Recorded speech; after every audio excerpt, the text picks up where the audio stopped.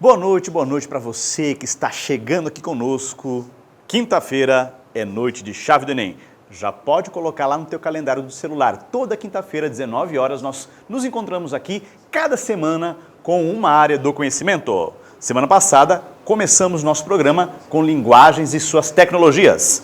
Na noite de hoje, nós vamos para matemática e suas tecnologias. Fez o simulado, lembrando para você que ainda está se acostumando no primeiro ano, né, se acostumando ali com a nossa dinâmica. Toda quinta-feira anterior à aula ao vivo é liberado o simulado. Portanto, esse simulado que nós vamos resolver agora de matemática foi liberado na quinta-feira passada e hoje nós liberamos já da próxima semana, que é Ciências da Natureza e suas tecnologias. Então, depois que acabar essa aula, você já pode entrar no seu CPB Provas e resolver o simulado de Ciências da Natureza e suas tecnologias, Química, Física e Matemática, porque semana que vem nós teremos aqui a resolução. Qual é a proposta nossa? Usar esse nosso momento para resolver questão por questão, item por item do simulado. Então agora você vai rever, vai entender porque acertou ou errou. Por isso que durante a semana, lá no teu simulado também aparece um link. Você já pode ir mandando as perguntas durante a semana que o professor terá acesso antecipado e ao chegar aqui na aula vai poder responder. Também deixe aqui no chat e lá embaixo na descrição do vídeo tem um link, a sua pergunta.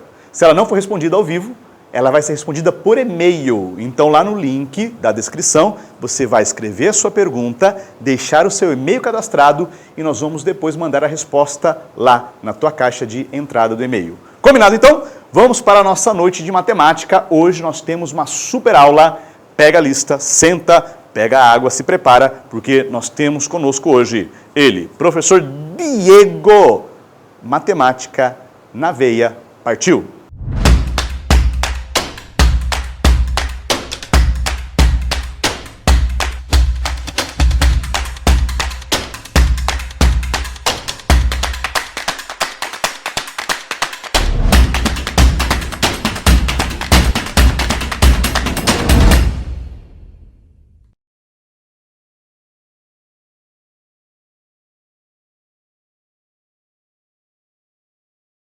Olá, meus queridos, sejam todos muito bem-vindos ao nosso espaço, a essa primeira aula de matemática da chave do Enem. Que momento maravilhoso nós teremos aqui. Você que está me assistindo, eu quero dizer para você que você fez a melhor escolha. Estarmos aqui nesse aulão da chave do Enem para que você possa aprender, constituir bons conhecimentos, para que lá na frente, lá no final do ensino médio, você tenha competência suficiente para fazer qualquer vestibular, para entrar em qualquer curso. É uma oportunidade que nós estamos dando para você, para essa construção. Sejam todos muito bem-vindos. E esse que vos fala nessa noite é o professor Diego Ferreira de Matemática. E para a gente não demorar, eu quero convidar você a fazer o seguinte. Pega teu caderno, lápis, caneta, borracha, calculadora e coloca do teu lado. Tá bom? Se você tem um simulado impresso, coloca do teu lado também. Todos os materiais que você acredita ser necessário, coloca do teu lado. Eu vou fazer aqui algumas contas com vocês durante a resolução das 15 questões. Então vai ser necessário que você faça algumas continhas para mim em vez em quando. Tá certo? Então coloca aí do teu lado para que você possa me ajudar. Tudo bem? Pegou todo o material? Eu vou esperar 5 segundos para que você pegue o material. Coloca sobre a tua mesa, chama o papai, mamãe, cachorro, vovô, vovó, a vizinha, o cunhado. Chama todo mundo e peça para orar por nós, porque esse momento vai ser de alegria e graça. Vamos todos juntos. Vamos lá para a primeira questão. Olha só. Se o seno do ângulo B vale 4/5 e o cosseno do ângulo B vale 3/5, então nós podemos afirmar que a tangente desse ângulo vai ser quanto? Preste atenção, para a gente já começar aqui, eu queria dizer uma coisa para você. Todas essas questões que eu coloquei aqui para o nosso grupo do primeiro ano do ensino médio, ele traz a ideia de questões que fazem revisão dos principais conteúdos de matemática do ensino fundamental, ok? Os anos finais, ali do 6º ao 9º ano. Então, a probabilidade de qualquer uma dessas questões abordar um conteúdo lá do ensino fundamental é de quase 100%. Então, inclusive, essa primeira questão é uma questão de trigonometria, base da trigonometria lá do 9º ano. Então, acompanha comigo. O seno de um ângulo B é 4/5, O cosseno de um ângulo é 3/5, então quanto que dá a tangente desse ângulo? Aí você fala, professor, como que eu vou saber quanto que é a tangente de um ângulo se eu não sei quem é esse ângulo? Mas agora eu queria que você prestasse atenção e me ajudasse aqui a relembrar. Existe uma relação matemática que diz o seguinte: tangente de um ângulo é o seno desse ângulo dividido pelo cosseno desse ângulo. Olha ele aí agora, ó. Olha ele aí sendo apresentado para você. O tangente de um ângulo é seno de um ângulo dividido pelo cosseno desse ângulo. Então fica fácil você fazer essa conta. Por que que fica fácil? Onde tem seno de B lá em cima, você substitui por 4/5. Onde tem cosseno de B, você substitui por 3/5 e faz a conta. Acompanha comigo aqui agora? Vamos lá? É só substituir, viu, pessoal? A dificuldade dessa questão é você lembrar dessa fórmula. Lembrou dessa fórmula, lembrou dessa relação, a gente segue em frente. Quem é seno de B? 4/5. Quem é cosseno de B? 3/5. Então só substitui, ó. Eu fiz ali a substituição, tirei seno de B, coloquei 4/5. Tirei cosseno de B, coloquei 3/5. E agora presta bem atenção. Eu tenho uma fração, 4/5, dividido por outra fração, 3/5. Olha para mim aqui agora, olha nos meus olhos. Só não se apaixona, mas presta atenção no que eu vou falar aqui. O denominador da fração superior é 5. O denominador da fração inferior também é 5. Isso significa que a gente pode cancelar, eliminar esses dois 5, que é isso que eu vou fazer aqui agora, ó. O 5 de cima eu cancelo com o 5 de baixo. Diego, eu posso fazer isso? Claro que pode. O professor Diego Ferreira assina embaixo. Se você tem 5 no denominador, lá da parte superior da fração, e 5 no denominador na parte inferior da fração, pode cancelar, parceiro. Sobrou quem? 4 na parte superior e 3 na parte inferior. Ou seja, tangente desse ângulo B é 4/3. Acabou a questão. Sem problema algum. Por isso que eu falei que o único problema dessa questão aí é você lembrar daquela primeira relação ali, que tangente de beta é seno de beta dividido por cosseno de beta. Tranquilo? Substituí, cancelei, sobrou ali 4/3. Diego, eu posso pegar 4 e dividir por 3 e vai dar 1,3333? Você pode fazer isso. Mas ali nas respostas nós temos somente respostas em formato inteiro ou fracionário. Então a gente não tem representação decimal, tá bom? Letra C. Tudo bem? E aí, você acertou ou você errou? Fala aí para mim, coloca no chat aí agora, coloca aí no chat. Diego Ferreira, Colégio Adventista de não sei onde, e coloca lá, fala pra gente se você acertou, se você errou. Ok? Tranquilo? Vamos para a segunda questão? Acompanha comigo? Vamos lá. Letra C. Segunda questão. Na figura abaixo, o lado do quadrado mede 8 centímetros. Então, tu aí agora, onde tu está me assistindo, já coloca essa informação. O lado do quadrado mede 8 centímetros. Então, a área da região colorida do quadrado mede quanto? Aproximadamente. Em outras palavras, ele deu um quadrado. Dentro desse quadrado deu um círculo inscrito, que está em branco aí, que você está vendo. E tem a parte azul ali nos cantos do quadrado, né? E ele está perguntando quanto que dá a área dessa parte pintada. Veja, a gente não aprende no ensino fundamental a calcular a área de regiões que fogem do padrão. Quais são os padrões? Quadrado, triângulo, paralelogramo, losango, trapézio. Essa parte azul não tem nome. Aí você fala assim, professor, mas essas 4 partes azuis aí são 4 triângulos. Não, não são 4 triângulos. Você tem regiões circulares ali, ó. Não tem como ser 4 triângulos. Como que eu calculo a área dessa parte pintada? Eu quero ouvir você aí agora. Você. Pode falar para mim. Eu tô te ouvindo. Fala aí. Digita, coloca no chat. Como que tu sabe aí como calcular a área dessa parte pintada, dessa parte azul? Sabe? Não, desse jeito aí não. Desse jeito não. Pensa aí com carinho. Vou dar uma dica. Você tem um quadrado na parte exterior, você tem um triângulo, um círculo inscrito dentro desse quadrado. Pensa uma relação aí entre esse quadrado e esse círculo. Isso mesmo, muito bem. Ó, eu vou compartilhar aqui para todos vocês a ideia aqui do parceiro que ele falou para mim. Presta bem atenção. Como que ele fez para calcular essa parte azul aí? A área dessa parte azul. Ele calculou a área do quadrado, que não é difícil você calcular, porque a questão falou que o lado do quadrado é lado 8, mede 8, certo? Ele calculou a área do quadrado e depois ele calculou a área do círculo. E o que foi que ele pensou? Se dentro da área do quadrado eu tirar a área do círculo, o que fica é essa parte azul. Faz sentido para você? Ó, a área do quadrado menos a área do círculo. O que fica é essa parte azul. Então, a área pintada que eu vou chamar aqui de AP, eu vou chamar de área do quadrado menos a área do círculo. Esse AQ menos AC. O AQ é a área do quadrado menos AC, que é a área do círculo. Sim? Tranquilo para você? Então, vamos lá. Vamos calcular a área do quadrado e depois calcular a área do círculo. Só uma dúvida aqui. Tu sabe como é calcular a área do quadrado? Isso, lado vezes lado, ou lado ao quadrado. E a área do círculo, tu sabe? Não sabe não? É π, que é 3,14 aproximadamente, vezes a medida do raio ao quadrado. Então, eu vou colocar aqui, ó. A área do quadrado é lado vezes lado, menos a área do círculo, que é π vezes o raio ao quadrado. Tranquilo? Show de bola para você? Agora é só substituir. O lado mede 8 do quadrado. Então, é 8 vezes 8. Ó, ou melhor dizendo, volta aí. Só uma coisinha que eu queria fazer a observação. Se o lado do quadrado mede 8, eu vou precisar da medida do raio do círculo para calcular a área do círculo, porque a área do círculo é π vezes o raio ao quadrado.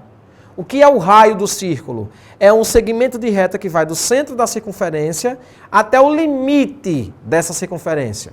Bem, se o círculo está pegando todo o quadrado e o lado do quadrado mede 8 centímetros, então é óbvio pensar que o raio da circunferência, o raio do círculo mede 4 centímetros. Faz sentido? Então, ó, fazendo as respectivas substituições, vai ficar 8 vezes 8, que é a medida do lado, menos o π, que é 3,14, vezes o raio, que é 4 ao quadrado. Entendeu aí as substituições que eu fiz? Ó, 8 a medida do lado, 4 a medida do raio, ao quadrado vai ficar, e o π é 3,14. É só fazer a conta agora. 8 vezes 8 dá quanto? Não sei que é boa em tabuada, falei pra gente. 8 vezes 8? Sim, 64. E 4 ao quadrado? 4 ao quadrado não é 4 vezes 2, viu? 4 ao quadrado é 4 vezes 4. 4 vezes ele mesmo 2 vezes. Então vai ficar 8 vezes 8, 64. 4 ao quadrado é 4 vezes 4, que é 16. Então olha como que fica, ó. 64 menos 3,14 vezes 16. Agora você me ajuda aí, rapidinho. Pega a calculadora aí. Pegou? Pega aí, corre, pega aí para ajudar a gente. Faz para mim quanto é 3,14 vezes 16. Que eu vou precisar para substituir ali. Fez? 3,14 vezes 16. Deu quanto aí o seu? Vai dar aproximadamente 40, 44, por aí? 43, vamos ver. Ó, dá mais, ó, dá mais. Falei 44, só 3 vezes 16 já dá 48. Mas vamos lá. 64 menos 3,14 vezes 16 deu 50,24. Faz aí uma continha rápida, 64 menos 50,24 vai dar aí aproximadamente 13, alguma coisa. E ó, 13,76 centímetros quadrados. Ok? Tranquilo? Qual é a letra aí? Letra D de Diego. Muito bem. Olha aí, ó. Você acertou ou errou? Acertou? Bem, aí é uma típica questão simples de geometria plana. Tá bom? Simples indo para nível médio. Tá bom? Vamos para a terceira questão? Vamos lá. Uma coleção de 12 livros foi distribuída entre Augusto e Bárbara. Se Augusto tivesse recebido 3 livros a mais do que recebeu dessa coleção, então a quantidade de livros recebida por ele seria igual ao dobro da quantidade de livros recebida por Bárbara. A pergunta do dia é: o número de livros que Bárbara recebeu é igual a quanto? Veja, essa daqui é aquela típica questão que, como professor de matemática, a gente se utiliza de fórmulas, mas às vezes o menino ele tem um raciocínio lógico muito bom e nem precisa de fórmula para responder. Mas, claro, é importante que você tenha uma justificativa. Como que tu achou essa resposta? Apesar de que eu possa utilizar o raciocínio lógico, eu vou utilizar um procedimento matemático, de um conteúdo que a gente estuda lá no 7º ano, que é sistemas de equação. Ok? Agora é o seguinte, o que eu quero que você entenda comigo aqui, que é importante, é que essa questão, diferente das outras que a gente vai pegar, ela precisa que você aprenda a desenvolver a competência de ler um texto matemático e transcrever esse texto para um texto em linguagem matemática, certo? De fazer uma leitura, entender o que está acontecendo e escrever isso matematicamente falando. Então pense comigo, ó.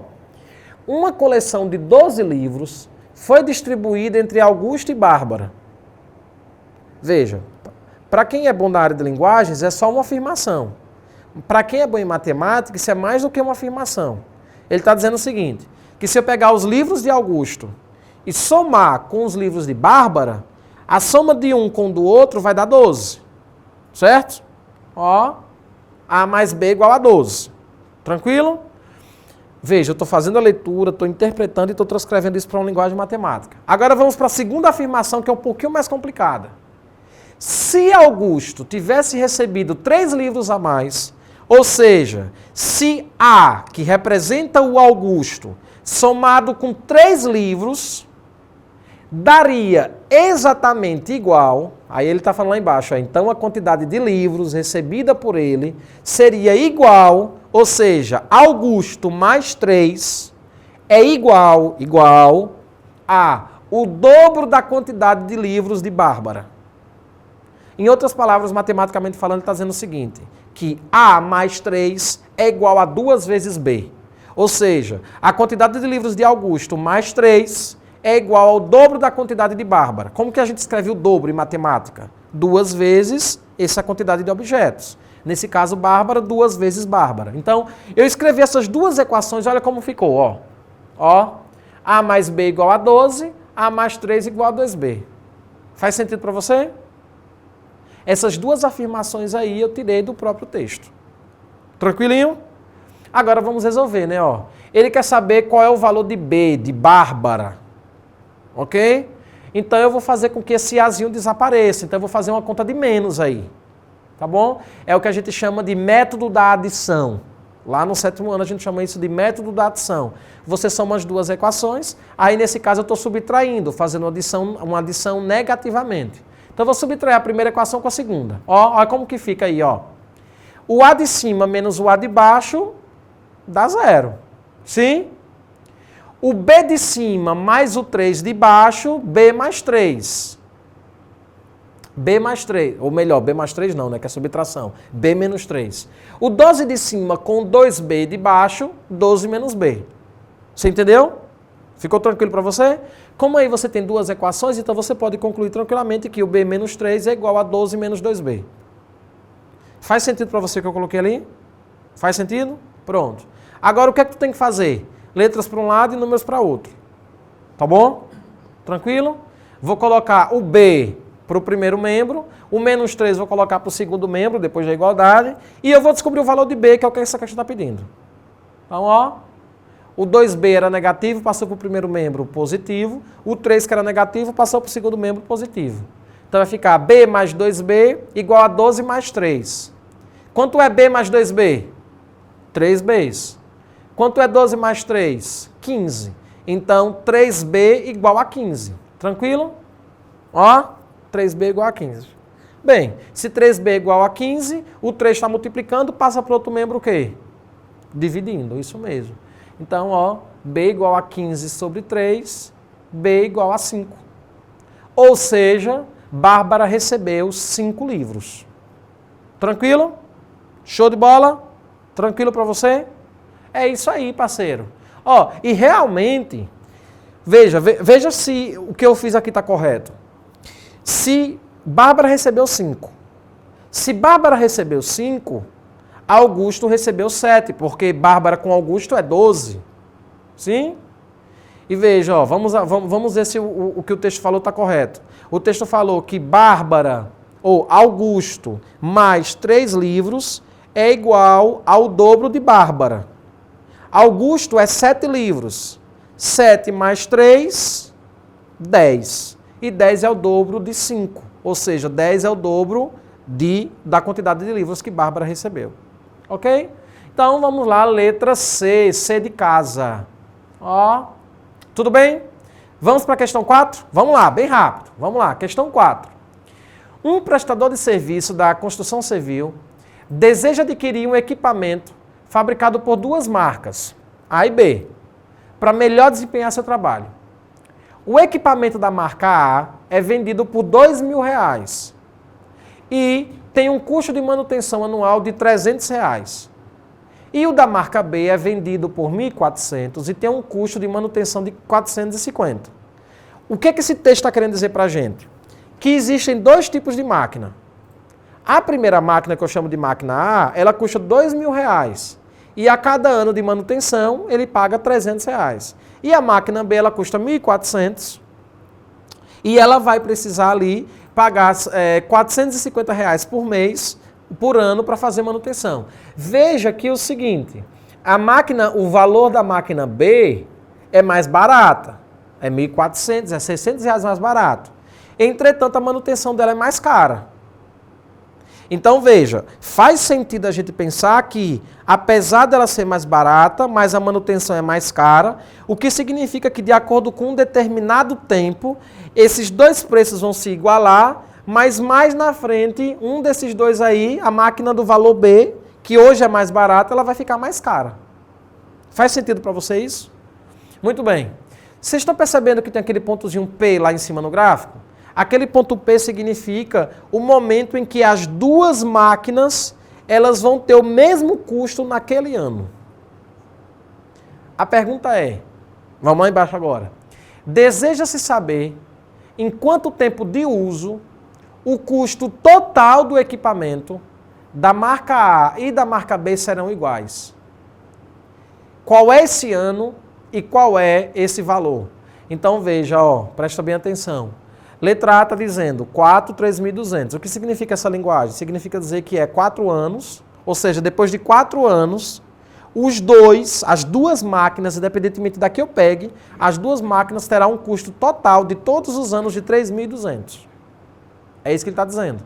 Letra B, 4 anos, 3.400. Letra C, 20 anos, 8.000. Letra D, 20 anos, 10.400. Então, para descobrir qual dessas 4 aí está correta, eu fiz uma tabelinha. Tá vendo ali que o tempo é 0? Aquele tempo 0 significa dizer o seguinte, o ano 0, o ano inicial. Tá bom? O ano em que ele comprou. Então, por exemplo, a máquina A, no primeiro ano foi R$2.000, é o valor de custo dela. No ano 0, o valor da máquina B foi R$1.400. Veja, no primeiro ano, a máquina A ela já vai custar R$2.300. Por quê? Os 2.000 do valor da máquina mais R$300 do valor da manutenção. 2.300. Já a máquina B, ela vai custar 1.850. Por quê? É os 1.400 que ela pagou para adquirir a máquina, mais 450 do primeiro ano de manutenção. Entendeu?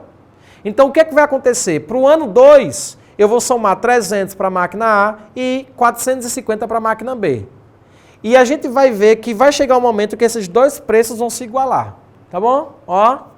No segundo ano, a máquina A vai ficar 2.600 e a máquina B 2.300. No ano 3, a máquina A 2.900, a máquina B 2.750. Para que você consiga entender melhor, pessoal, eu estou aumentando de 300 em 300 na A e de 450 a 450 na máquina B. Vamos agora para o quarto ano? Vamos lá? Acompanha comigo aqui, olha nos meus olhos. No quarto ano, a máquina A foi para 3.200 e a máquina B também para 3.200. Basta você pegar o terceiro ano e somar os valores da manutenção anual. Veja aí. Olha o que aconteceu. Presta bem atenção. Por mais que a máquina A fosse mais barata, não fosse mais barata não, né? Por mais que a máquina A fosse mais cara, observe que no quarto ano delas, independentemente da que eu comprasse, até o quarto ano, o gasto que eu vou ter com as duas é a mesma. Qual que vai ser a vantagem? A partir do quarto ano, no quinto ano, você já conseguiria perceber que a máquina A, apesar de ser mais cara, ela vai trazer menos prejuízo para você depois do quinto ano. Certo? Por quê? Porque no quinto ano você aumenta R$300 na máquina A, mas na máquina B já aumenta 450. Enfim, pergunta respondida. Quarto ano, 3.200, letra A de avião. Letra A. Faz sentido para você essa questão? Deu para entender? Você acertou essa questão ou não acertou? Deu para entender tranquilo? A gente pode seguir? Professor, eu tenho dúvida. Coloca aí no chat que a gente vai conversando, tá bom? Coloca aí no chat, a gente está aqui à sua disposição. Vamos para a questão 5. Olha essa questão aqui. Essa questão é boa. É outra questão também de raciocínio lógico. Vamos beber aqui um pouquinho de água. Ó, a xícara da chave do Enem. Você já tem a sua? Não tem? Muito bem. Então vamos lá. Vamos ver aí, vamos ver aí, ó. Vamos fazer um sorteio aí para a gente distribuir para esses alunos no Brasil todo. Quem sabe aí pensar sobre isso, né? A figura mostra duas vistas de um mesmo cubo com as letras A, O, Y, X, N e E em suas faces. Tudo bem? Consegue perceber aí, ó? É o mesmo cubo, tá bom? É o mesmo cubo e cada face do cubo, cada lado do cubo, cubo não tem lado, tá bom? Eu tô falando do lado para talvez você consiga entender melhor, mas lado tem face, lado não tem cubo. Ou melhor, cubo tem face, cubo não tem lado. Em cada face do cubo, você tem uma letra associada a ela. Aí você tem aqui a primeira projeção, que tem o O virado para a gente aqui, para o lado esquerdo. Tem o A na parte superior e tem o Y na parte direita. Tranquilo? Esse mesmo cubo, com uma outra rotação, em uma outra posição, entretanto, também com o O virado para a gente aqui, tem um N do lado direito e um X na parte superior. A pergunta que ele faz é, qual é a face oposta à letra E? Então, a primeira coisa que a gente precisa saber é onde está a letra E. E depois que a gente descobriu onde está a letra E, a gente descobre onde é que está a face oposta a ela. E qual que é a sua respectiva letra. Tudo bem? Agora, olhe comigo ali, ó. Olha comigo. O O, ele tem do lado direito dele a letra Y. E o O também tem do lado direito dele, só que em outra posição, a letra N. Tudo bem? Qual a conclusão que você chega? Qual a percepção que você tem? Eu vou agora, nesse momento, vou perguntar para o pessoal aqui do estúdio, tá bom? Vou perguntar para o pessoal do estúdio aqui para ver se eles aqui estão tendo a mesma linha de raciocínio de vocês. Olhando para o O e o Y do lado, olhando para o O e o N do lado, qual a relação será que existe entre o Y e o N? Vocês aqui do estúdio conseguem me responder? Nosso áudio não sai, né? Então você vai falar o que ele Tá bom, tá bom. O áudio deles não vai sair, mas eu posso falar para vocês. Fala aí, parceiro. Tá no meio. Quem que tá no meio? O O? O O tá no meio? E o Y e o N? Tá do lado. Lados opostos? Muito bem, ó. E você concorda, discorda? Ele concorda, ó. Tem dois aqui, eles acabaram de falar o seguinte, professor, o O vai ao meio e o Y e o N são faces vizinhas, a gente está percebendo isso daqui tranquilamente, e são faces opostas, tá bom? Na cabeça deles, eles colocaram o O ao meio, aquela peça ali que conecta com quase todas, tá bom? Mas você poderia colocar o O em qualquer face, desde que o Y e o N fossem seus vizinhos e fossem faces opostas, certo? Não precisa necessariamente ficar ali ao meio. Mas eu vou fazer isso aqui que eles falaram, vou colocar o O ao meio, porque eu também pensei desse jeito, tá bom? Então, ó, só que em faces opostas, o Y e o N. Ó, só que preste atenção. Nós começamos aqui pelo Y e o N, agora preste bem atenção agora. Se o Y e o N, eles estão em faces opostas, então eu também posso chegar e dizer para você que, de acordo com a projeção, de acordo com o posicionamento, qual a conclusão que a gente chega em relação ao A e em relação ao X também? Que eles também são opostos. E é isso que a gente vai fazer agora, ó. A, X em faces opostas. Professor, como é que é possível eles estarem em faces opostas se o O está direcionado para a esquerda? É que o segundo cubo, o O continua direcionado para a esquerda, posicionado para a gente, mas a posição dele está diferente, tá bom? Então, ó, garante para você que o X e o A estão em faces opostas, do jeito que eu coloquei ali? Tudo bem? Pelo mesmo posicionamento, eu distribuo agora o Y e o N, ó. Veja, aí agora se você for um cara esperto, eu vou precisar que você pegue esse cubo planificado e junte esse cubo. Pela lógica que eu coloquei, o quadrado que sobra ali ao canto é a letra E, óbvio, tá bom? Tranquilo? Agora vamos juntar esse cubo. Agora eu vou pedir para que você faça isso, tá bom? Juntando esse cubo, formando o cubo em 3D, Qual que é a face que vai estar oposta à letra E? Ó, isso mesmo. A letra E vai estar oposta a face da letra E vai estar oposta à face da letra U. Letra O, letra A da nossa questão. Faz sentido para vocês? De boa? Deu para entender? Professor Diego, não entende nada. Então, meu querido, volta aí a aula e assiste de novo, tá bom? É só uma dica para que você consiga fazer bem essa questão. Vamos para a questão 6? Vamos para a questão 6 aí agora? E você, dessas 5 que a gente já respondeu, você acha que já deu aí uma coisa legal para vocês? Já deu para tirar dúvida? A questão que você errou, já deu para perceber qual que foi o erro? Será se o jeito que eu expliquei aqui foi mais fácil, foi mais difícil? É necessário que essas perguntas possam ser respondidas durante a minha aula. Não assista a minha aula simplesmente para que você tenha a resposta final. Isso você já tem. Mas para que você conheça as minhas estratégias, compare com as suas. Qual é a estratégia que é mais fácil? A do professor ou a minha? Se a sua foi mais fácil, fica com a tua. Se a minha foi a melhor, pega essa estratégia, aprenda. Não, professor, aqui eu não estou atrás de estratégia, aqui eu estou atrás de correção mesmo, eu errei a questão. Então preste atenção, acompanha com o professor. E vai fazendo todos os cálculos no seu caderno, tudo bem? Vamos lá comigo. Questão 6. O quadrado abaixo está dividido em 9 quadradinhos iguais. A área pintada de vermelho, é a principal informação essa agora, viu? A área pintada de vermelho mede 6 centímetros quadrados. Quanto que mede a área pintada de azul? A única informação que ele deu foi que a parte em vermelho é 6 centímetros quadrados. Fechou? 6 centímetros quadrados. A parte em vermelho. Como que eu faço para descobrir a área pintada em azul? Você tem uma estratégia para dizer para mim? Pensou? Qual que é a estratégia? Só que o seguinte, se eu for usar essa estratégia que tu está me dizendo, eu vou precisar da medida do lado do quadrado. A questão não me deu a medida do lado do quadrado. Como que eu vou calcular a área de cada quadrado azul?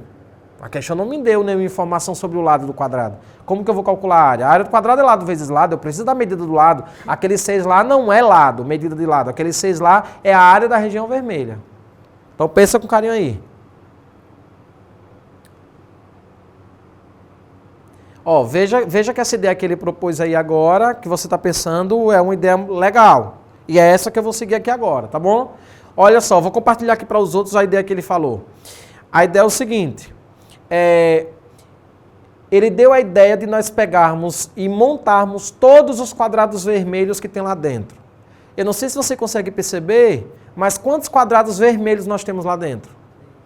3 quadrados vermelhos, isso mesmo.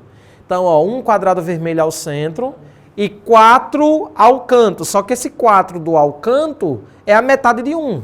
Então, os 2 cantos superiores dá um quadrado, os 2 cantos inferiores dá outro quadrado e nós temos 3 quadrados vermelhos. Aí você me pergunta, sim, professor, o que significa isso? Pensa comigo, meu querido aluno, pensa comigo.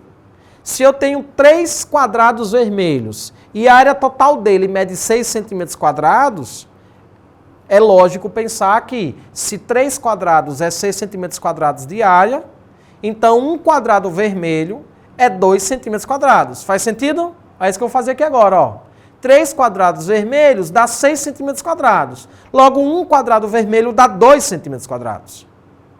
Aí tem aluno ainda me perguntando, sim, mas qual é a vantagem de eu saber quanto que mede a área de um quadrado vermelho? Eu quero do azul. Mas, meu querido, o quadrado vermelho e o quadrado azul ocupam o mesmo espaço, são todos quadrados iguais. Lá em cima está dizendo, ó, 9 quadradozinhos iguais. Então, se eu descobrir a área do vermelho, eu também estou descobrindo a área do azul.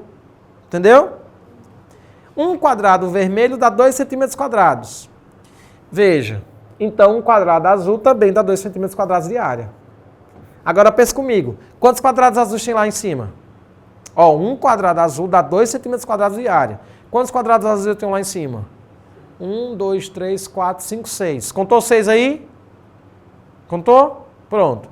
Se um quadrado azul é 2 centímetros quadrados de área, 6 quadrados azuis dá quantos centímetros de área?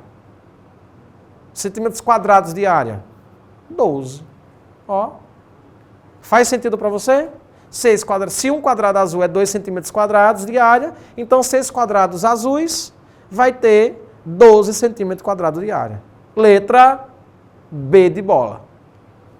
Faz sentido para você ou não faz? Tranquilo? De boa? Vamos para a próxima questão? Ficou animado, ficou triste? Acertou, errou? Vamos para a próxima. Vamos para a próxima. Errou essa questão, foi?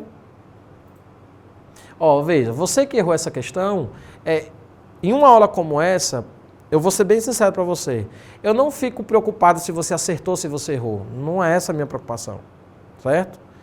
A minha preocupação é, você que acertou, parabéns, legal, ótimo, mas você que errou, conseguiu entender como que deve ser feita a questão, ou qual um dos caminhos que você pode seguir para resolver? Mais importante para mim do que você acertar ou errar é entender a estratégia que o professor utilizou para que você reutilize em uma outra questão. É isso que para mim é importante nesse momento. Por mim, se você errou as 15 questões, de boa, não tem problema nenhum, e a vida é sobre isso, certo? Sobre errar. Agora, se você não está aqui disposto a entender como que você pode acertar em um próximo momento, aí isso você me preocupa, tá bom? Mas vamos lá, próxima questão. Durante uma aula de matemática, o professor J propôs que os alunos realizassem uma atividade de grupo extra-classe, que consistia em mediar a altura de poste, tomando como base a altura da sombra projetada e os conceitos de semelhança de triângulo. Ao término da aula, o aluno João pegou uma trena e, com a ajuda de 2 colegas, mediu a sombra de um poste, que foi 13,04 metros. E a altura de João, que foi 1,68 metros. E a sombra de João, que foi 1,7 metros, como exposto na figura. Veja só, tá vendo aquela linha ali que a gente chama de hipotenusa? Ali você tem 2 triângulos retângulos. Aquela linha ali na diagonal, a gente pode dizer que é a hipotenusa do triângulo. Você estudou no 9º ano, cateto, hipotenusa, enfim. Veja que se o garoto João está do lado do poste, ambos estão recebendo do Sol, a projeção do Sol tem a mesma inclinação entre os dois. Logo, isso significa dizer que esses 2 triângulos que você está vendo aí, eles são proporcionais, eles são semelhantes.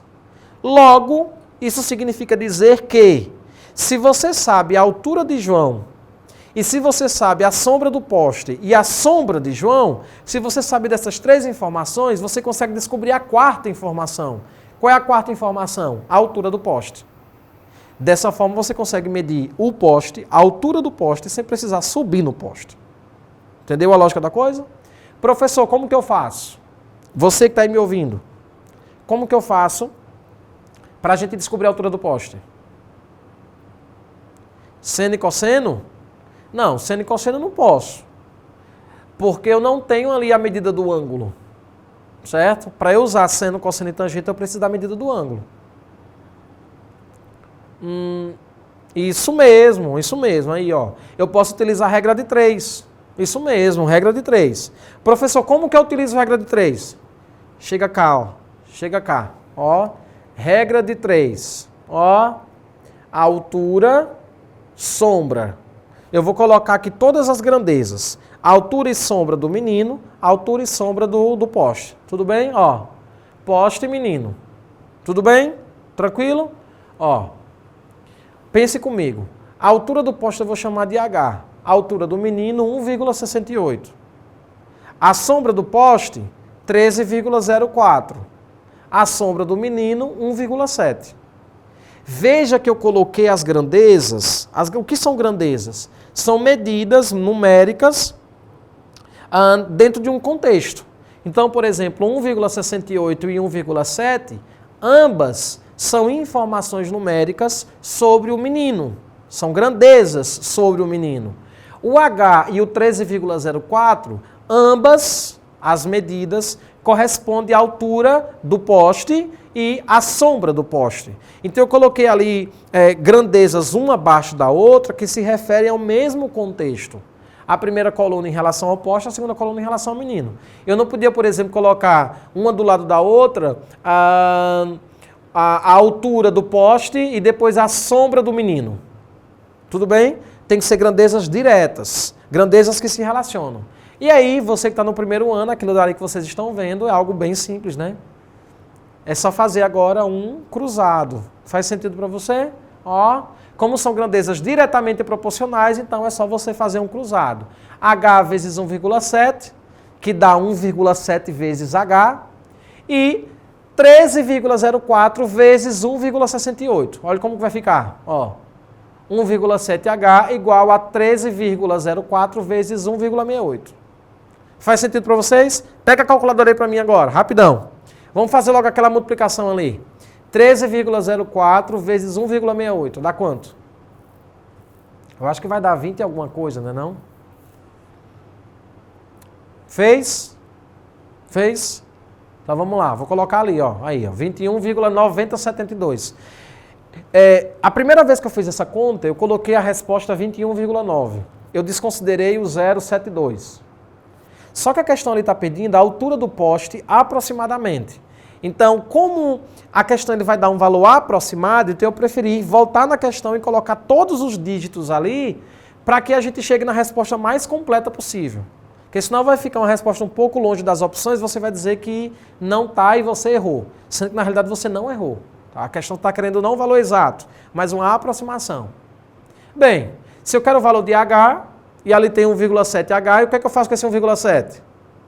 Passo dividindo para outro membro. Então 1,7 vai para o outro lado, ó. H igual a 21,9072 dividido por 1,7.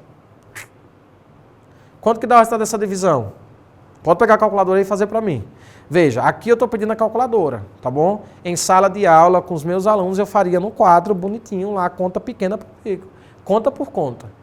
Igualaria ali 1,7 com mais 3 dígitos 0, para ficar 4 casas decimais embaixo e 4 casas decimais em cima após a vírgula. Eliminaria a vírgula e faria a divisão. Você fez? Deu quanto aí? 12,88? Muito bem. Ou seja, a altura do poste é 12,88. Aí você olha ali para as opções, nenhuma opção é 12,88, mas ele está pedindo a altura aproximada. Aí você arredonda esse número, ok? Você aproxima esse número por arredondamento, que é um conteúdo de matemática do primeiro ano, inclusive, que vai dar, no caso ali, 12,88, 13 metros, letra D de Diego. Show de bola? Tranquilo?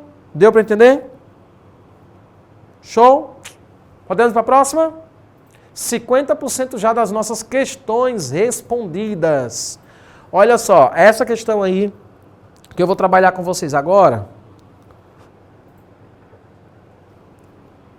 ela é uma questão um pouquinho mais densa, mas eu queria agora que você dedicasse a sua atenção para mim, tá bom? Olha aqui nos olhos do professor, acompanha comigo, lembra com carinho agora do seu professor de matemática lá do 9º ano, porque a gente vai precisar de informação lá do ensino fundamental, anos finais. Presta bem atenção com carinho. Você que já respondeu, já sabe do que eu estou informando agora nesse momento para vocês. Ó, vamos ler comigo? Frente ao crescente volume de construções nas cidades, muitas vezes de forma desordenada, um projeto paisagístico tem a importante missão de devolver a harmonia do ser humano com o meio ambiente, possibilitando-lhe uma melhor convivência com a natureza. O projeto de um museu prevê que se construa um jardim, formando com o prédio do museu uma área retangular, de acordo com a figura abaixo apresentada. Nela, a região cinza representa o lugar em que o jardim será construído. Tudo bem? Vamos namorar ali agora com o desenho, depois a gente vai para a pergunta, tá bom? Isso é até importante, porque se a gente não namora com a questão, com o desenho, às vezes a pergunta não faz sentido. Veja que eu tenho o prédio do museu ali, ó. O prédio do museu ele tem 12 metros de altura, sim, e 30 metros de comprimento. Ele é um retângulo. Informações bem óbvias, mas que eu faço questão de retomar, porque daqui a pouco eu já vou só dizer. Então, se você já sabe, já averigou, você só confirma, você não volta para analisar. Então, fica mais fácil a minha fala aqui para que você compreenda. Agora, observe o seguinte. Aquela região cinza ali, ó, com o L deitado, ela tem embaixo X centímetros de altura e lá em cima x centímetros de comprimento, ou x centímetros de largura. E observe que a parte cinza embaixo, essa informação que eu vou dizer agora é importante. Essa parte cinza toda de baixo, ela pega a parte do museu que mede 30 centímetros e pega outra partezinha que mede x. Então a parte de baixo do museu, a parte de baixo junto com o jardim, é os 30 mais o x. Ok? E a parte de cima também é 30 mais o x. E a parte da altura do terreno todo, e não só do museu, é 12 centímetros em cima e x centímetros embaixo. Então ele todo é quanto? 12 mais x. Ok? 12 metros. 12 metros mais x. Tranquilo? Então vamos lá, ó. Olha aqui agora. Eu vou dividir agora essa parte cinza em duas regiões para você entender melhor o que eu estou dizendo. Ó, presta bem atenção. A área 1 é a parte que fica na vertical. A área 2 é a parte que fica na horizontal. Por que eu estou fazendo essa divisão? Porque a questão está perguntando.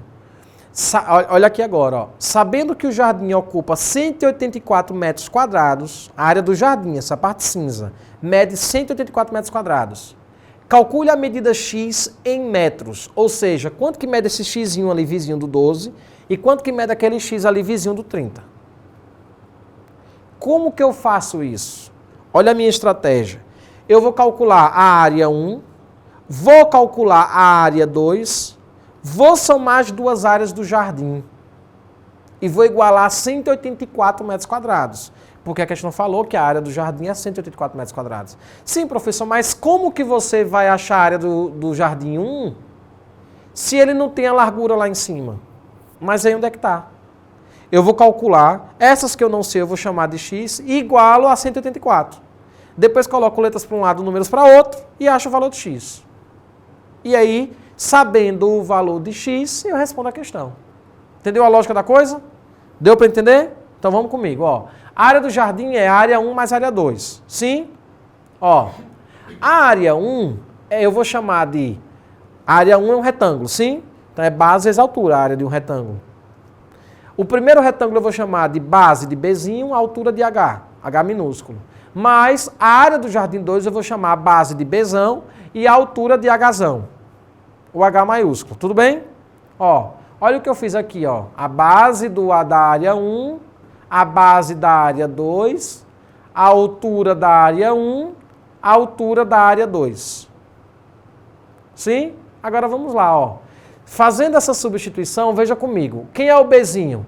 O Bzinho é a base da área 1. A base da área 1 é x, é só você olhar o desenho. A altura da área 1. A altura da área 1 é a altura total. 12, que já tinha lá, mais o xzinho. Então veja se o que eu fiz ali está correto. Ó, o Bzinho é x, o Hzinho, que é a altura do H1, do A1, vai dar 12 mais x. E agora vamos lá para a área 2. A área 2 é aquela parte lá de baixo. A altura da área 2 é x. Então o Hzão ali eu substituí por x.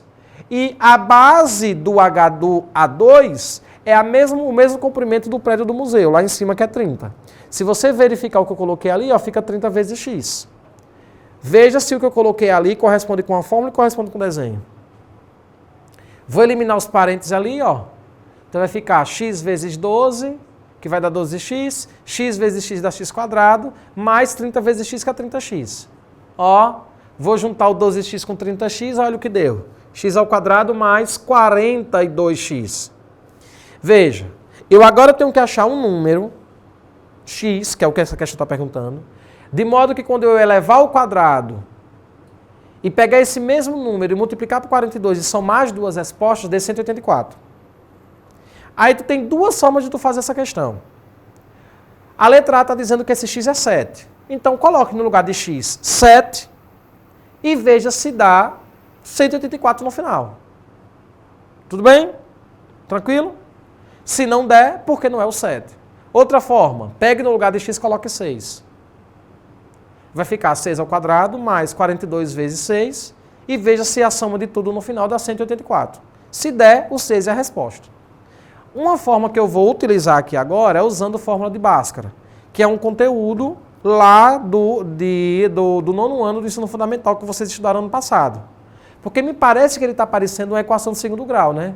Só que nesse caso ela não está bonitinha ainda. Eu não igualei aquilo dali ainda eu não igualei a zero para eu poder aplicar a fórmula de Bhaskara, né? Mas eu posso igualar a 184, porque aquilo dali é a área total. Então olha o que eu fiz. X ao quadrado mais 42x, que é a área de toda a parte do jardim, vai dar 184. A questão mesmo falou que a área total é 184. Aí agora, eu vou colocar o 184 para antes da igualdade, e eu fiz isso de propósito, tá bom? Eu fiz isso de propósito. Por quê? Porque você chega na equação do segundo grau. E como que eu resolvo uma equação do segundo grau igualada a zero para eu descobrir o valor da variável x? Da incógnita x? Fórmula de Bhaskara. Então eu vou jogar ela ali, ó. Vou jogar ali e vou aplicar a fórmula de Bhaskara. Só que lembrando, pessoal, ó, para eu aplicar a fórmula de Bhaskara, eu tenho que saber o valor de A, de B e de C. Espero que essa minha fala seja algo comum para você que é lá do nono ano. Tá bom? Ó, o valor de A é quem está do lado de x quadrado, que é 1. O valor de B é quem está do lado de x, que é 42. E o valor de C é o menos 184, que é o que está sozinho. Aí eu vou pegar agora a fórmula de Bhaskara, e no lugar de B vou colocar 42, no lugar de A vou colocar 1, e no lugar de C vou colocar menos 184. Essa formulinha que eu coloquei ali agora é algo comum para você, né? Espero que seja. Mas muito bem, vamos lá. Vou fazer a substituição, tudo bem? Ó, menos 42, mais ou menos, raiz quadrada de 42 ao quadrado, menos 4 vezes A, que é 1, vezes C, que é menos 184, dividido por 2 vezes A. Ou seja, 2 vezes 1. Fiz a substituição bonitinho ali. Agora é só fazer a conta, pessoal. Vamos calcular quanto é 42 ao quadrado. Vou calcular quanto é 4 vezes 1 vezes menos 184. Vou fazer essas continhas pequenas. Faz do lado e diz pra mim, tá bom? Ó, fala aí pra mim quanto é 42 ao quadrado. 42 ao quadrado não é 42 vezes 2, viu? É 42 vezes 42 duas vezes. Faz aí pra mim quanto é 4 vezes 1 vezes 184. Fez? Vou substituir os valores, tá bom? Ó, 42 ao quadrado é 1.764. Professor, de onde saiu aquele mais 736? Veja que lá na segunda linha tem menos 4 vezes 1 vezes menos 184. Vamos fazer comigo? Menos 4 vezes 1, menos 4. Menos 4 vezes menos 184. Menos do 4 com menos do 184 vai dar mais. Por isso que o 736 ali é positivo. 4 vezes 1 vezes 184, faça na tua calculadora, vai dar 736. Ou seja, vai ficar menos 42, mais ou menos raiz quadrada de 1.764 mais 736. Faz a calculadora aí, pegou? Pegou aí na calculadora? Faz aí, 1.764 mais 736. Vai dar o quê? 1.400, 1.490, 2.490, mais 4 mais 6, 2.500. Fechou? Ó, ali, ó, 2.500. Fechou? Agora calcula a raiz quadrada de 2.500, que vai dar 50. Então vai ficar, ó, menos 42 mais ou menos 50 dividido por 2. Tu é do primeiro ano, sabe que eu vou para calcular agora o x' e o x duas linhas, tá bom? O x' é o positivo, o x duas linhas negativo. Olha aí como é que fica, ó. O x', menos 42 mais 50, devendo 42 pagando 50, fica 8. Sim? 8 que divide para 2, dá 4. Então veja, o primeiro valor de x que eu achei foi 4. Vamos achar o segundo? Ó, o segundo, menos 42 menos 50, vai dar menos 92. Menos 92 dividido por 2, 92 dividido por 2 vai dar o quê? 46. Dividido por 2, menos 46. Ok? Então veja só, eu achei duas respostas para x. X igual a 4, x igual a menos 46. Só que o x dessa questão é a largura do jardim. Não existe largura negativa. Então a gente considera somente o x', que é o menos 4. Ou seja, o valor de x é a letra D de Diego, 4. Fez sentido para vocês? Tranquilo? Ela é um pouco mais demorada? Sim, ela é um pouco mais demorada. Mas é uma boa questão. É uma boa questão. Tá bom? Você poderia fazê-la mais rápido? Poderia. Substituindo lá naquela equação aqui do segundo grau que eu achei, ó. Vamos lá em cima, ó. Essa equação do segundo grau... Aí, volta aí. Essa equação do segundo grau que eu achei aí, você já poderia pegar o valor de x igual a 7, x igual a 6, x igual a 5 ou x igual a 4 e substituir lá. E ver qual delas daria 0. Tudo bem? Responderia do mesmo jeito. Vamos lá. Próximo. Muito bem. Próxima questão. Acompanha aqui comigo, tá bom? Acompanha que a gente já está terminando. Pamponete comprou um reservatório em formato de um cubo, a fim de armazenar uma determinada cota de água necessária para um determinado serviço. Sabe o que é um cubo, né? Um cubo, o famoso dado. Quando ele colocou a referida cota de água num reservatório, percebeu que apenas 40% do volume do reservatório foi preenchido. Então ele pegou esse reservatório, colocou água lá dentro e somente 40% dele foi preenchido. Tudo bem. Agora olha o legal. Sabendo que o volume do reservatório ocupado pela água que Pamponete colocou corresponde a 1.280 milímetros cúbicos. Então, a diferença do volume total do reservatório pelo volume ocupado em milímetros cúbicos vai ser de quanto? Veja só. Acompanha comigo. O que essa questão está perguntando é o seguinte. Eu vou ser bem claro para você, que às vezes ele fala roda, mas o que ele está querendo saber é o seguinte. Se 40% é 1.280 milímetros cúbicos de água, qual que é a diferença entre o volume total e esse volume de 40%? Qual que é a diferença? Diferença significa quanto de menos, tá bom? Qual é a diferença entre o total e o 40%? Bem, você está no primeiro ano e você não precisa ser inteligente para entender isso. Se a questão está perguntando qual é a diferença do volume total, 100%, pelo 40%, a primeira coisa que a gente precisa responder nessa questão é quanto que dá em milímetros cúbicos 100% de água. 100% do volume daquela caixa.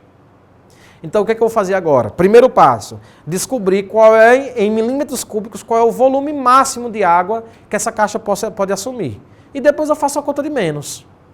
Tranquilo? Uma conta de menos do volume total que eu vou achar, menos 1.280. Sim? Aí você pergunta, professor Diego, como que eu acho o volume total? É simples, usa a regra de 3. Ó, regra de 3. ml e porcentagem. Pensa comigo. Ó, 1.280 equivale a 40%. Então, quantos ml vai dar 100%? Vão dar 100%. Pronto. Com essa conta você descobre qual é o volume máximo dessa caixa. Que ela assume o volume de água em milímetros cúbicos. Faz o cruzado, ó. Tudo bem? Vamos cortar os dois zeros ali, o 0 do 40 com o 0 do 100. Cortou? Ó. Vai ficar 1.280 vezes 10 e 4 vezes x. 4 vezes x, 4x. 1.280 vezes 10, 12.800. Tranquilo para você? Esse 4 que está multiplicando passa para lá o quê? Dividindo. Então vai ficar x igual a 12.800 dividido por 4.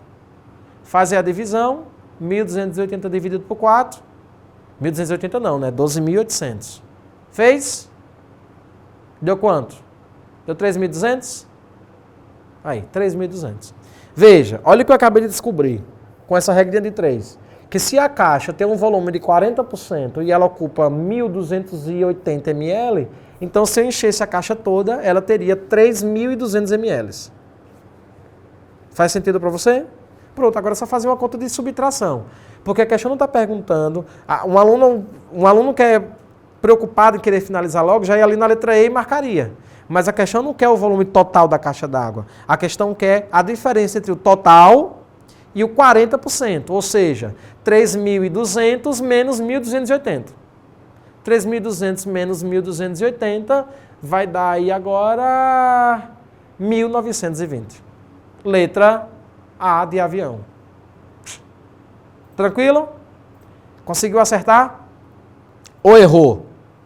Você que está assistindo agora a minha aula, se você conseguiu assistir até aqui, faz uma gentileza para a gente, faz uma gentileza, tira uma foto dessa nossa aula, posta lá no Instagram, marca aí, marca o @chavedoenem, marca aí a gente. Marca a gente também, ou marca o professor de matemática aqui, @Ferreira, eu esqueci até o meu Instagram agora, ó, @Ferreira, euferreira.diego, @euferreira.diego. Marca a gente aí, posta no Instagram e a gente vai compartilhar com bastante alegria, tá bom? Muito obrigado. Vamos pro próximo. 10ª questão e a gente já está finalizando, tá bom? Já está finalizando. O prefeito de uma cidade turística pretende construir um teleférico unindo o parque cultural ao topo de uma montanha de 200 metros de altura. Muito bem, conforme mostra a figura. Considerando que a plataforma de embarque do teleférico deve estar a uma altura de 5 metros do chão e que o pico da montanha possa ser observado sobre um ângulo de 30 graus, como está no desenho, determine a distância percorrida pelo teleférico do ponto de embarque ao topo da montanha. Em outras palavras, ele está dizendo o seguinte: eu tenho uma montanha de 200 metros de altura e eu preciso pegar esse teleférico que está aqui embaixo e deslocar até o topo da montanha. A pergunta que ele está fazendo é: quantos metros de corda eu gastaria do topo lá do teleférico ao topo da montanha? Lembrando que o teleférico não está no mesmo plano da montanha. Ele está 5 metros acima. Isso vai fazer diferença? Vai, claro. Veja, não sei se você consegue perceber, mas ali tu tem que tipo de triângulo? Tu que é do primeiro ano tem que saber me responder. Que tipo de triângulo é esse aí? Tem um ângulo de 90 graus ali no canto. Ele é um triângulo retângulo. E eu não sei se você consegue perceber, mas pense comigo. Esse triângulo retângulo, ele tem uma hipotenusa. Essa hipotenusa, pessoal, é exatamente o comprimento da corda desse triângulo. Tudo bem? A altura da montanha nada mais é do que um cateto. Faz sentido para você? Cateto oposto ao ângulo de 30 graus. E a distância do teleférico para a montanha é um cateto também do triângulo, e mais do que um cateto, ele é um cateto adjacente porque está vizinho do ângulo de 30 graus. Vamos para a pergunta? Determina a distância percorrida do teleférico do ponto de embarque ao topo da montanha, ou seja, ele quer saber qual que é a hipotenusa, o comprimento da hipotenusa. Vou colocar aqui os nomes para cada uma, ó. Deixa eu só ver aqui. Veja só, presta atenção. Eu coloquei ali um desenho e vou fazer a projeção daquele desenho lá da montanha para lá para o triângulo retângulo. Aí você fala assim para mim: professor, ele quer saber a hipotenusa, que eu vou chamar de x, mas por que ali está 195 e não 200? Porque a altura da montanha é de 200 metros. Por quê? Porque a montanha, para as relações do triângulo retângulo, ela só pode ser considerada, a medida dela só pode ser considerada a partir do mesmo plano da altura do teleférico. Como o teleférico está 5 metros acima do plano, então eu não considero os 200 metros da montanha, eu considero somente 195. O cateto oposto ao ângulo de 30 graus mede 195 e o x é a hipotenusa. Aí pense comigo, ó. Eu tenho o valor do cateto oposto, que é 195 metros. Eu tenho a medida do ângulo interno, que é de 30 graus, e eu quero saber a medida da hipotenusa. Claro que você vai usar as relações trigonométricas no triângulo retângulo. Só que não é qualquer fórmula, porque existem 3, né? A do seno, cosseno e tangente, pelo menos as mais básicas. Eu vou usar o do seno. Por que eu vou usar o do seno? Porque o seno, ele usa na fórmula dele exatamente o cateto oposto e a hipotenusa. Então, ó, seno de 30 é cateto oposto sobre hipotenusa. Então, seno de 30 vai ser cateto oposto, que é 195, dividido pela medida da hipotenusa, que é x. Aí você fala: professor, eu não sei quem é o seno de 30.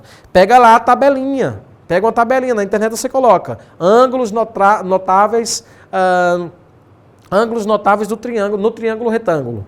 Ok? Aí você vai descobrir que seno de 30 é 1 sobre 2. Então olha para cá, olha para cá, olha para cá, ó. 1 sobre 2 é igual a 195 que divide para x. Regra de 3. Faz o cruzado, faz o cruzadozinho aí, ó. 1 vezes x, x, 2 vezes 195, vai dar 390. Então, x é igual a 2 vezes 195, que vai dar 390 metros.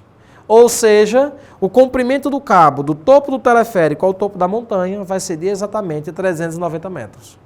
O engenheiro aí tranquilamente já vai saber quantos metros ele vai precisar comprar. Tranquilo? Letra C de correta. E aí, você acertou ou errou essa questão? Fala para mim. Acertou? Errou? Fala pra gente aí no chat. Vamos lá. Próxima questão. 11ª.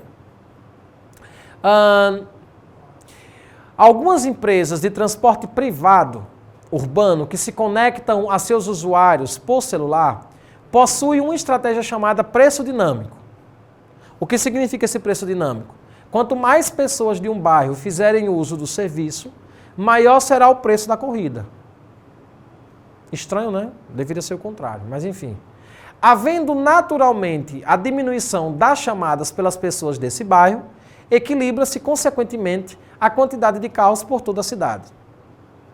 Na tabela abaixo temos a quantidade de veículos desse serviço em um certo bairro da cidade durante o período de 2 horas e meia. Então, por exemplo, na primeira meia hora, nos primeiros 30 minutos tivemos lá 52 carros fazendo parte ali daquela região, né, dirigindo ali naquela região. Na segunda meia hora, 47 carros trafegando ali. Na terceira meia hora, 58, quarta meia hora, 50. E observe que na quinta meia hora, ou seja, depois das 2 horas até 2 horas e meia, eu não sei a quantidade de carros que tem ali. Tranquilo para você? Que na realidade é isso que ele vai perguntar, né? Ele vai dar uma informação e a partir dessa informação a gente descobre quantos carros eu tinha ali naquela 2 horas e meia, de 2 horas às 2 horas e meia. Pergunta: o valor limite para que não haja aumento no valor da tarifa é de 50 carros. Em média, eu tenho que ter 50 carros em meia hora para que a gente não consiga aumentar o valor dessa tarifa. Em meia hora não, né? Dentro do tempo analisado, ou seja, dentro dessas 2 horas e meia. Olha agora a pergunta.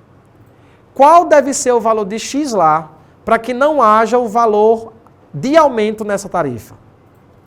Pensa comigo, ó. Na primeira meia hora é 52, na segunda meia hora 47 e assim sucessivamente.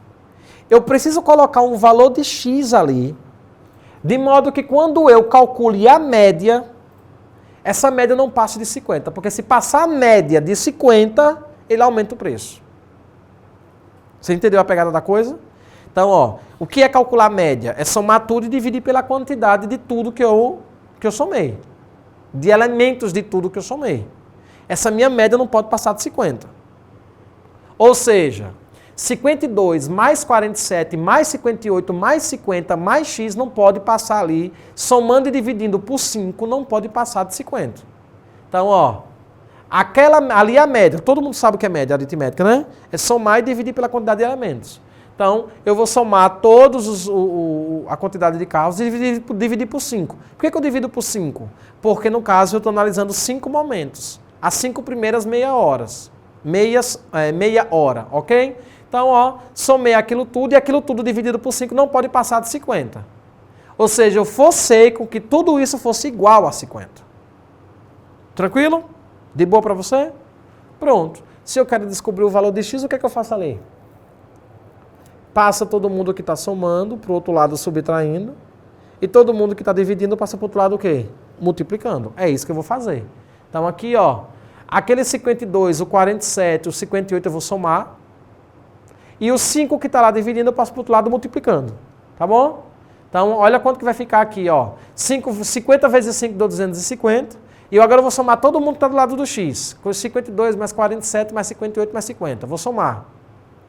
Melhor, desculpa. Se ele está somando, eu passo para o outro lado, subtraindo.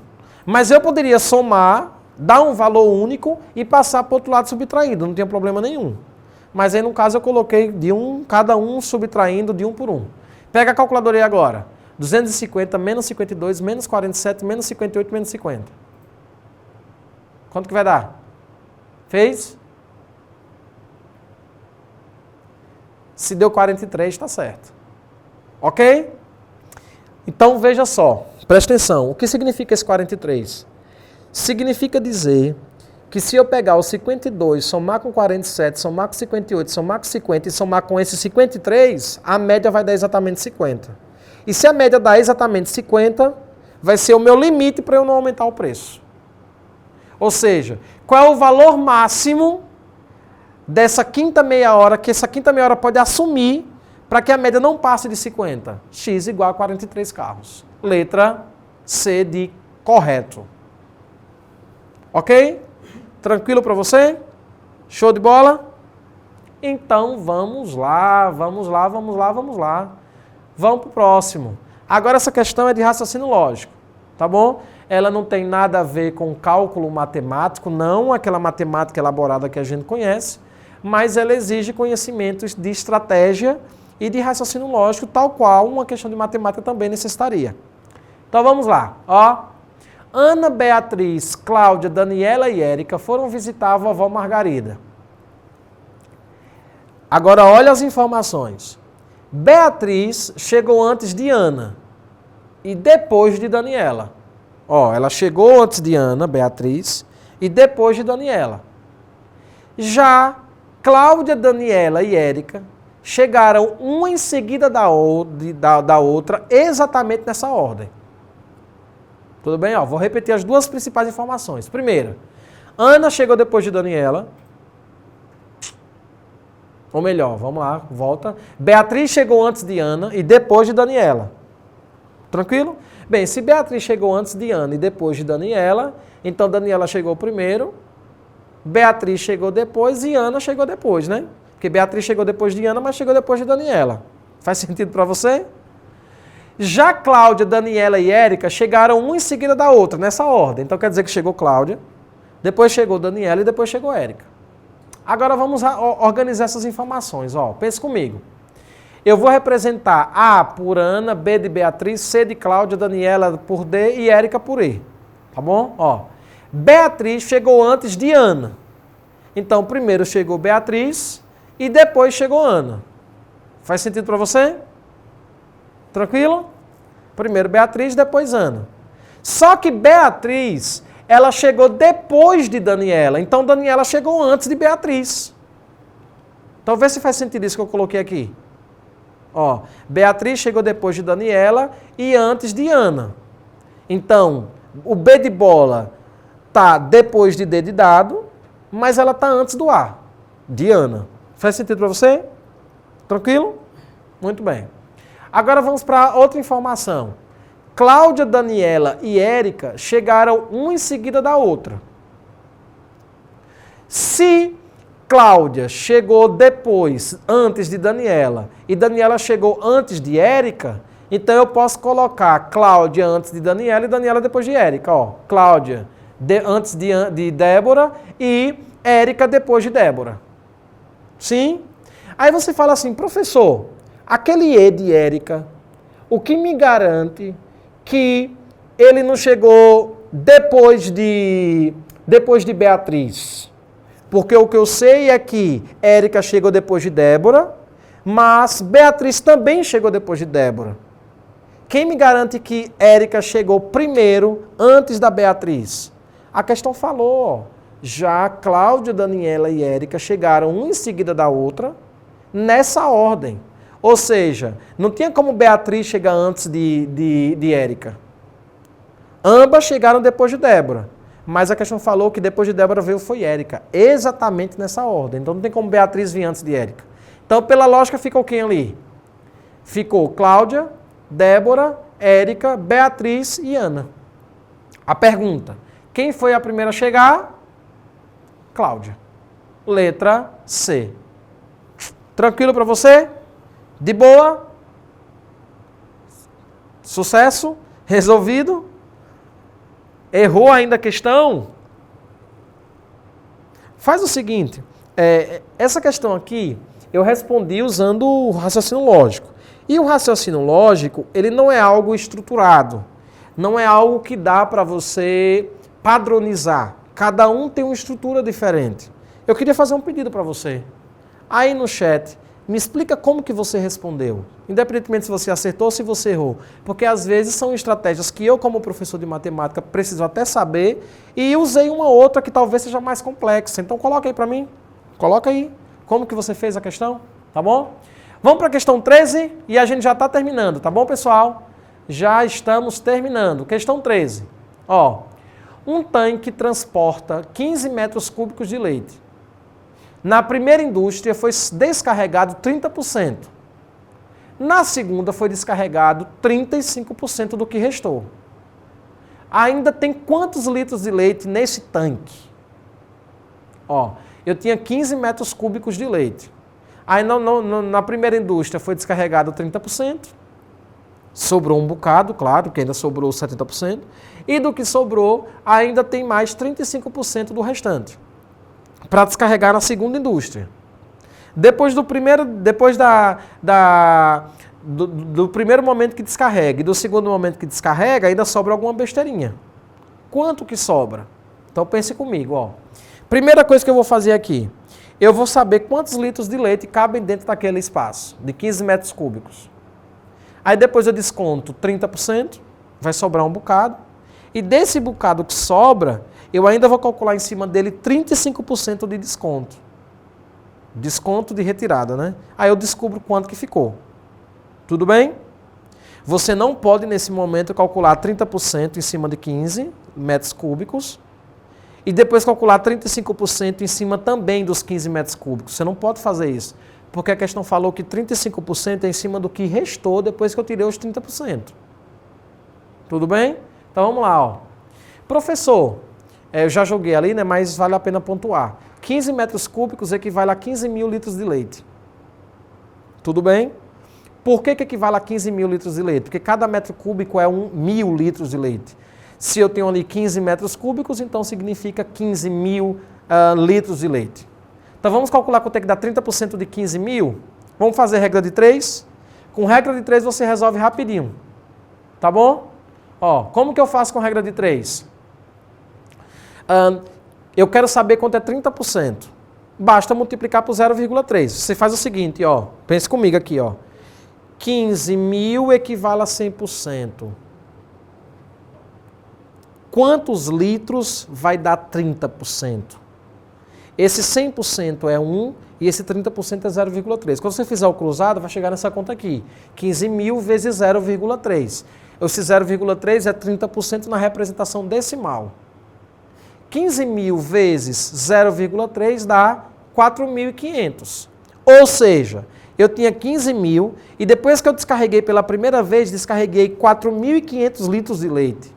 O que significa dizer que ficaram 10.500 litros de leite. Ó, 15 mil menos 30%, 10.500 litros de leite.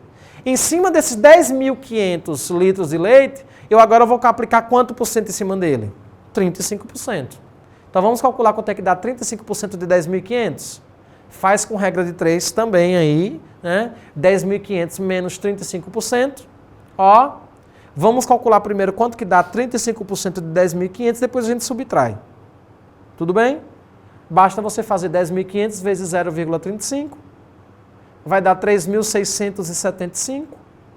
E agora a gente subtrai 10.500 menos 6.775, que vai dar 6.825. Ou seja, pense comigo. Eu tinha 15 mil, subtraí 30%, ficou 10.500. Em cima desses 10.500, que foi o que restou, eu subtraio 35%. Ficou quanto? 6.825, letra C de casa.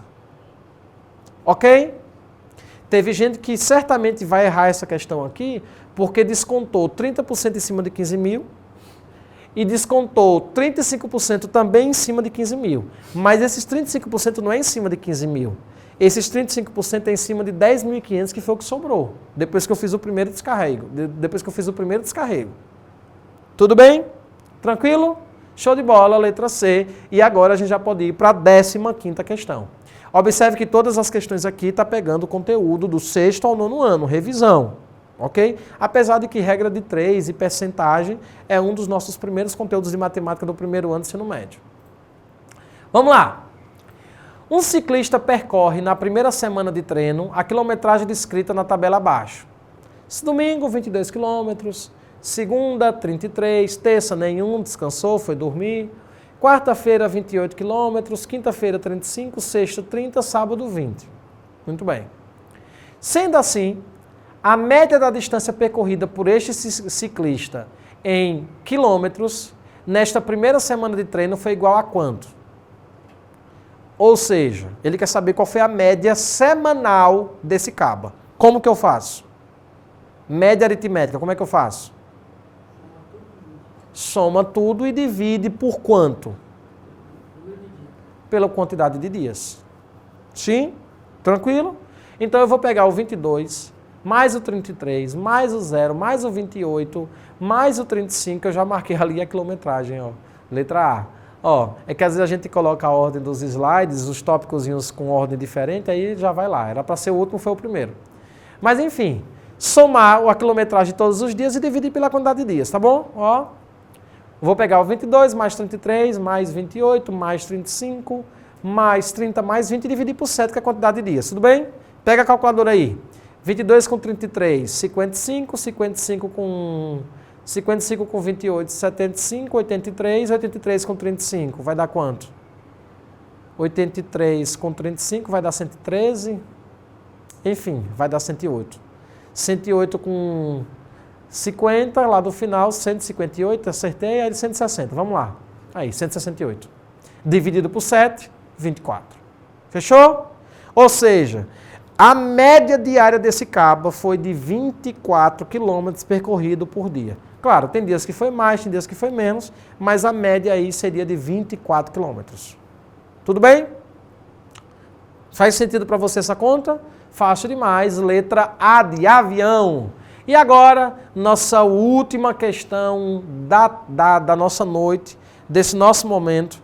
Eu quero aqui, antes de corrigir essa 15ª questão, parabenizar para você que ficou até aqui, certo? Até esse momento, segurando aí, prestando atenção na fala do professor, horas concordando, horas discordando, mas eu quero parabenizar você que chegou até aqui. São pessoas como você que vai fluir mais. São pessoas como você que vai voar. Você está lutando, está pagando o preço nesse momento para conseguir melhores resultados lá na frente, certo? Nem todo mundo que luta consegue, mas quem conseguiu foi porque lutou um dia. Então, parabéns para você. Sucesso. Vamos para a 15ª questão. Observe a sequência de figuras abaixo. Todas elas com a forma da letra Y. Ok? Tranquilo? Figura 1, eu tenho 5 bolinhas.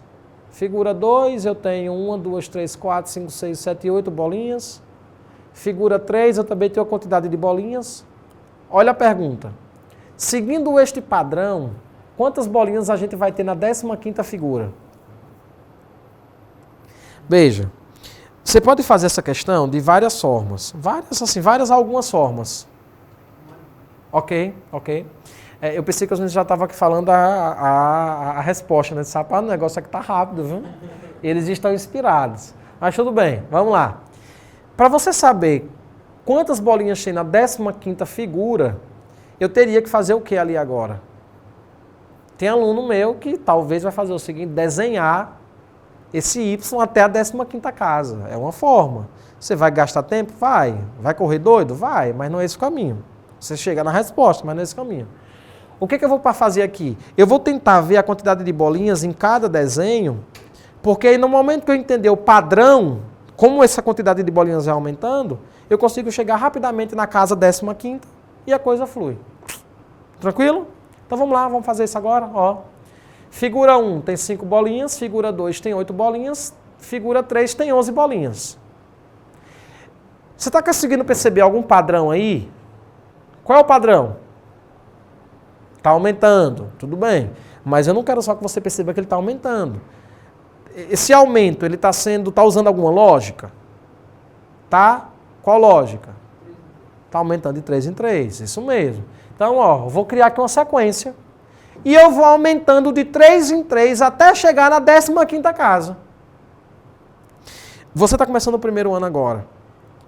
Você vai responder essa questão aqui, depois, mais na frente, usando um conteúdo de matemática chamado progressão aritmética.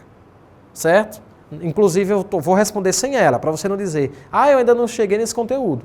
Mas você pode também usar a progressão aritmética, mas aqui nesse caso você também pode usar o raciocínio lógico, seguindo uma sequência que é o que eu vou utilizar. Tá bom? Você tem diversas condições de responder essa questão, diversos caminhos.